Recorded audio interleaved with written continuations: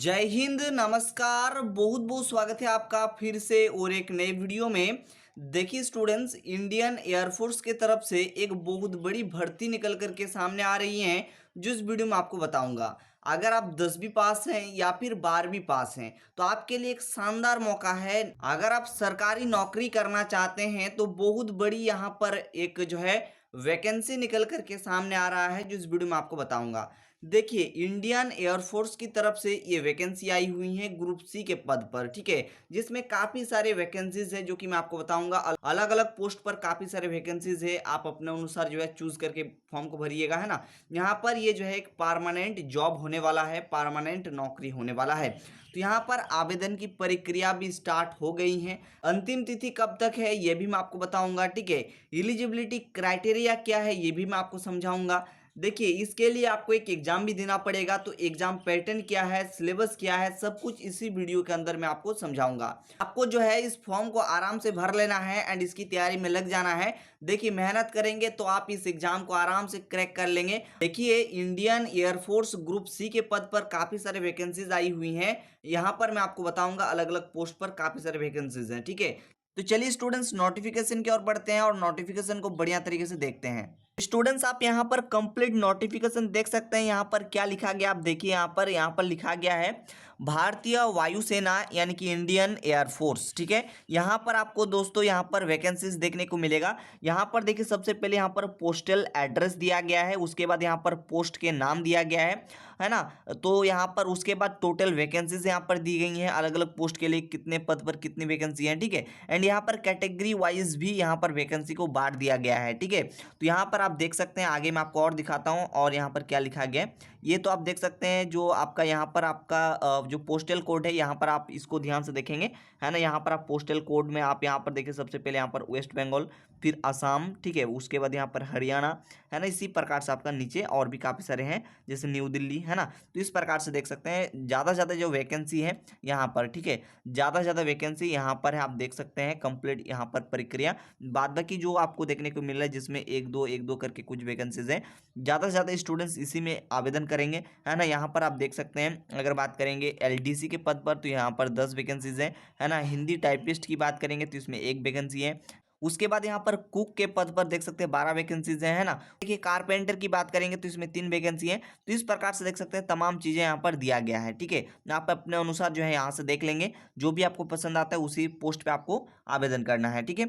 आगे मैं आपको दिखाता हूँ आगे की जो भी इंपॉर्टेंट चीज़ है, यहाँ पर आपको देखने को मिल जाएगा।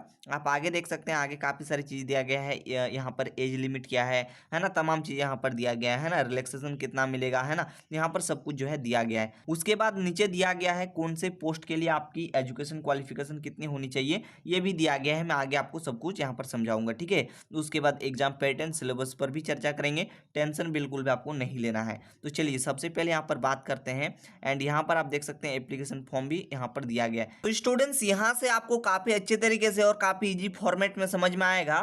तो आप यहाँ पर सबसे पहले भर्ती का नाम देखिए, यहाँ पर दिया गया है इंडियन एयरफोर्स, ठीक है। अगर हम पद की बात करेंगे तो ग्रुप सी के पद पर यह वैकेंसी आई हुई है और ग्रुप सी के पद में भी काफी सारे पोस्ट दिए गए हैं, ठीक है। उसके बाद अगर हम लोग एलिजिबिलिटी क्राइटेरिया की चर्चा करेंगे, योग्यता की चर्चा करेंगे, तो अगर आप 10वीं पास है या फिर 12वीं पास है तो आप इसका फॉर्म भर सकते हैं। आगे मैं आपको और चीजें बताऊंगा, टेंशन आपको नहीं लेना है। ये एक सरकारी नौकरी आपका होने वाला है। स्टूडेंट्स, आप बात करते हैं इंडियन एयरफोर्स ग्रुप सी के पद पर जो वैकेंसी आई हुई है, यहाँ पर एज लिमिट क्या रहने वाला है, ठीक है। तो सबसे पहले यहाँ पर चर्चा करते हैं एज लिमिट के बारे में, ठीक है। यहाँ पर चर्चा करते हैं एज लिमिट के बारे में, क्योंकि ये जानना जरूरी है, ठीक है।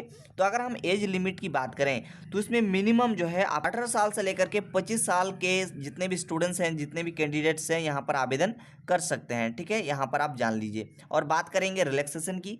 देखिए, अगर आप ओबीसी से बिलोंग करते हैं, अगर आप ओबीसी कैटेगरी से हैं तो यहाँ पर 3 साल का आपको यहाँ पर रिलैक्सेशन मिलने वाला है। एंड अगर आप एससी या फिर जो है यहाँ पर एसटी से बिलोंग करते हैं, एससी या फिर एसटी से बिलोंग करते हैं, तो यहाँ पर आपको 5 साल का यहाँ पर रिलैक्सेशन मिलेगा। ठीक है, तो एज लिमिट आपको क्लियर हो गया। यहाँ पर 18 साल से लेकर के 25 साल के जितने भी कैंडिडेट्स हैं आवेदन कर सकते हैं। एंड यहाँ पर कुछ रिलैक्सेशन भी हैं, जैसे कि मैंने बताया ओबीसी के लिए 3 साल का रिलैक्सेशन एंड जो है एससी एसटी के लिए जो है 5 साल का रिलैक्सेशन आपको मिलने वाला है।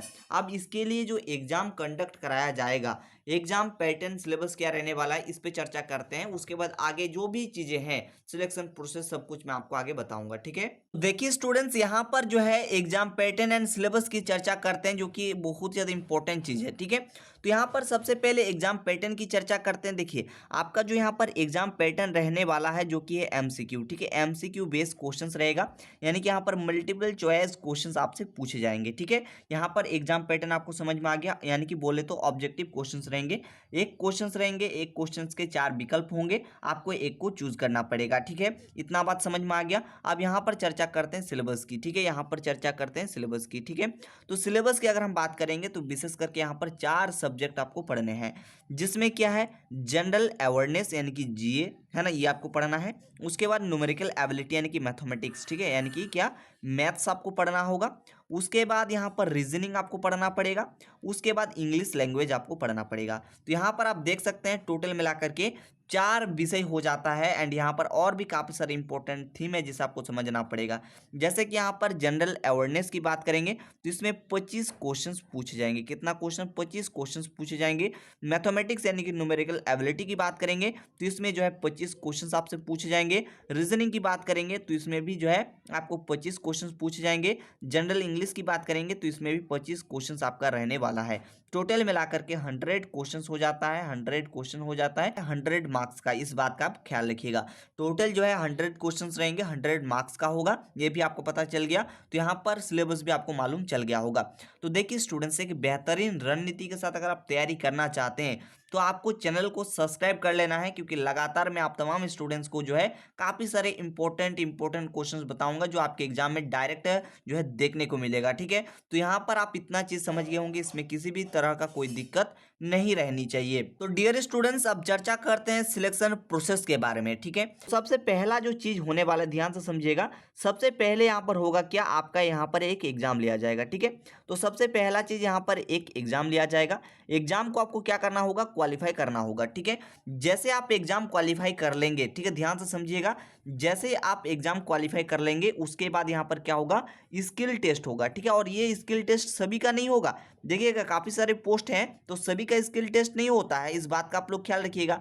स्किल टेस्ट किसका होगा, जैसे मान के चलिए कोई स्टूडेंट्स एलडीसी के लिए आवेदन करते हैं तो उनका जो है टाइपिंग टेस्ट होगा, है ना, तो उनको टाइपिंग अच्छे तरीके से आता है कि नहीं आता है, ये सब देखा जाएगा स्किल टेस्ट में। ठीक है, यहाँ तक क्लियर है। उसके बाद यहाँ पर अगला जो पॉइंट होने वाला है जिसका नाम है डॉक्यूमेंट वेरिफिकेशन। ठीक है, उसके बाद अगला यहाँ पर क्या होगा, डॉक्यूमेंट वेरिफिकेशन रहने वाला है। ठीक है, यहाँ पर क्या होगा, डॉक्यूमेंट वेरिफिकेशन होगा। ठीक है, तो डॉक्यूमेंट्स यहाँ पर आपका वेरीफाई हो जाने के बाद आपका चौथा पॉइंट है ज्वाइनिंग। ठीक है, उसके बाद यहाँ पर आपको ज्वाइनिंग लेटर आपको मिल जाएंगी। ठीक है, एंड यहाँ पर मैं बार बार आपको समझा रहा हूँ, ध्यान से समझिएगा। आपका सबसे पहले एक एग्जाम लिया जाएगा। एग्जाम क्वालिफाई करने के बाद यहाँ पर आपका दूसरा स्टेप स्किल टेस्ट, और ये स्किल टेस्ट सभी का नहीं होगा। जैसे कि मैंने बताया कोई एलडीसी के लिए आवेदन करते हैं तो उनका टाइपिंग टेस्ट होगा, तो ये सब चीजें हैं। ठीक है, यहाँ पर सभी का जो है स्किल टेस्ट नहीं होने वाला है। ठीक है, उसके बाद अगला चीज है यहाँ पर डॉक्यूमेंट वेरिफिकेशन हो जाएगा। उसके बाद ज्वाइनिंग लेटर आपको मिल जाएंगे, आपको फाइनली जो है नौकरी मिल जाएगा। ठीक है, मेन बात क्या है, आपको सबसे पहली चीज यहाँ पर एग्जाम पे आपको ज्यादा से ज्यादा फोकस करना है। ठीक है, एग्जाम पे आपको क्या करना है, ज्यादा से ज्यादा फोकस करना है, बहुत ही बढ़िया तरीके से आपको तैयारी करना पड़ेगा। ठीक है, जिस प्रकार से कंपटीशन जा रहा है, आपको एक बढ़िया स्तर की अगर आप तैयारी नहीं करेंगे तो सिलेक्शन की कोई गुंजाइश आप नहीं रखिए। ठीक है, आपको बढ़िया स्तर की तैयारी करना होगा, तब जाकर के आपका सिलेक्शन होने वाला है। तो देखिए students, Indian air force group C के पद पर जो भी पोस्ट पर वैकेंसी आई हुई है, ठीक है, यहाँ पर हम लोग जानते हैं एजुकेशन क्वालिफिकेशन आपका क्या होनी चाहिए, इसको समझते हैं। ठीक है, कौन सी पोस्ट के लिए आप एलिजिबल हो नहीं हो, यहाँ पर सब कुछ आपको समझ में आ जाएगा। ठीक है, तो यहाँ पर आप नीचे देखिए, यहाँ पर आपको क्लियरली समझ में आ जाएगा। देखिए सबसे पहले आप इस पॉइंट को देखिए, जो यहाँ पर क्या है, एजुकेशन क्वालिफिकेशन करके यहाँ पर जो दिया गया है, इस लाइन को आप ध्यान से पढ़िए। ठीक है, तो जिसमें आपका सबसे पहले एलडीसी यानी कि लोअर डिवीजन क्लर्क, ठीक है, इस पे अगर हम बात करेंगे तो इसमें पेमेंट भी लेवल 2 पे मिलेगा। जो कि है 7th CPC, ठीक है। उसके बाद क्या है एजुकेशन क्वालिफिकेशन की अगर हम बात करेंगे तो देखिए LDC के पद पर जो एजुकेशन क्वालिफिकेशन जो रखा गया है इसको आपको ध्यान से समझना है। देखिए अगर आप 12th क्लास पास है एंड अगर आपको जो है टाइपिंग आता है तो आप इसके लिए एलिजिबल हो, ठीक है। टाइपिंग आप बाद में भी सीख सकते हो, ज़्यादा कुछ झमेला नहीं है। यहाँ पर जो टाइपिंग स्पीड रहने वाला है, देखिए इंग्लिश के लिए आपका यहाँ पर 35 वर्ड पर मिनट होनी चाहिए, हिंदी में जो है 30 वर्ड पर मिनट यहाँ पर स्पीड होना चाहिए। उसके बाद यहाँ पर क्या है हिंदी टाइपिस्ट का आप देख सकते हैं। तो हिंदी टाइपिस्ट की बात करेंगे तो इसमें भी जो है 12th पास यहाँ पर बोला गया है एंड जो है टाइपिंग आपको आनी चाहिए, स्पीड भी वही है, ठीक है। यहाँ पर आप देख सकते हैं। उसके बाद यहाँ पर आगे चलिए, आगे दिखाते हैं आगे क्या है। आगे आप खुद भी देख पाएंगे, यहाँ पर मैं कुछ चीज़ें समझाता हूँ, ठीक है। उसके बाद यहाँ पर स्टोर कीपर की बात करेंगे तो इसमें देखिए आप जो है यहाँ पर 12th पास होने चाहिए, ठीक है। किसी भी रिकॉग्नाइज बोर्ड या फिर यूनिवर्सिटी से आप जो है 12th पास होने चाहिए, ठीक। इसी प्रकार से आप जो है यहाँ पर देख सकते हैं सभी का यहाँ पर एक एक करके दिया गया है। जैसे यहाँ पर कुक का जो दिया गया है देख सकते हैं, इसमें जो है आपका मिनिमम जो है 10th आप पास होने चाहिए, ठीक है। एंड यहाँ पर एक्सपीरियंस आपका होना चाहिए, है ना। उसके बाद यहाँ पर देखिए उसके बाद और भी काफ़ी सारी चीज़ दिया गया, जैसे आप यहाँ पर देख लीजिए, है ना। मैं कुछ कुछ आपको बता देता हूँ। जैसे ये भी आपका क्या है पेंटर के पद पर जो है 10th पास यहाँ पर होनी चाहिए, है ना। उसके बाद बात करेंगे यहाँ पर क्या है कारपेंटर की बात करेंगे, है ना। तो कारपेंटर में भी यहाँ पर देखिए क्या ये भी स्किल बेस्ड है, ठीक है। यहाँ पर देखिए ये भी 10th पास, ठीक है। अगर आप 10th पास है तो आप इसके लिए भी एलिजिबल हो, ठीक है। यहाँ पर आप समझ सकते हैं, ठीक है। और इसी प्रकार से देख सकते हैं सभी का यहाँ पर एक एक करके दिया गया, आप खुद भी पढ़ सकते हैं, ज़्यादा कुछ झमेला इसमें है नहीं। यानी कि विशेष करके यहाँ पर 10th पास और 12th पास यहाँ पर दिया गया है, ठीक है।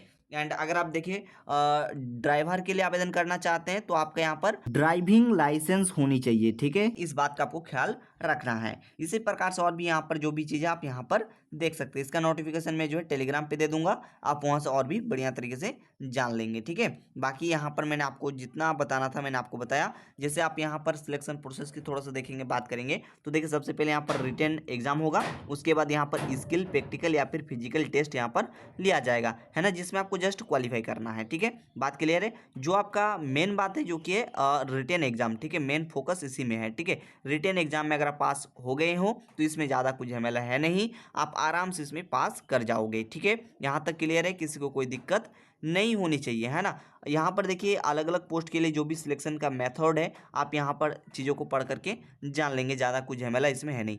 इसमें बात करेंगे तो देखिए इसमें क्या क्या पूछा जाएगा, तो देखिए जनरल इंटेलिजेंस यानी कि जिसे रीजनिंग बोलते हैं, न्यूमेरिकल एबिलिटी जिसे मैथमेटिक्स बोलते हैं, जनरल इंग्लिश और जनरल अवेयरनेस जैसा कि मैंने आपको पहले ही बताया, ठीक है। तो विशेष करके यहाँ पर इतने सब्जेक्ट से आपका क्वेश्चन रहने वाला है। तो मैं आशा करूँगा चीज़ें आपको समझ में आया होगा। यही विषय जो है सभी में आप देख सकते हैं। जैसे LDC की बात करेंगे तो यहाँ पर भी देखिए जनरल इंटेलिजेंस, इंग्लिश लैंग्वेज, उसके बाद न्यूमेरिकल एबिलिटी, उसके बाद जनरल अवेयरनेस, ठीक है। विशेष करके यही सब्जेक्ट सभी में है, ठीक है। आप यहाँ से देख पाएंगे, है ना। और बाकी कोई दिक्कत डाउट होगा नीचे कमेंट करके बताइएगा। नेक्स्ट वीडियो में बताऊंगा आवेदन करने के लिए कौन कौन सा डॉक्यूमेंट की जरूरत पड़ेगा। तो स्टूडेंट्स अंत में मैं आपको एक चीज़ बताना चाहता हूँ, इसी वीडियो के डिस्क्रिप्शन बॉक्स में चले जाइए, आपको टेलीग्राम चैनल का लिंक मिलेगा, तो आप टेलीग्राम चैनल पे ज्वाइन हो जाइए। वहां पर जो है मैं इसका PDF दे दूंगा। तो स्टूडेंट्स बहुत जल्दी मुलाकात करेंगे नेक्स्ट वीडियो के साथ, तब तक के लिए धन्यवाद, जय हिंद।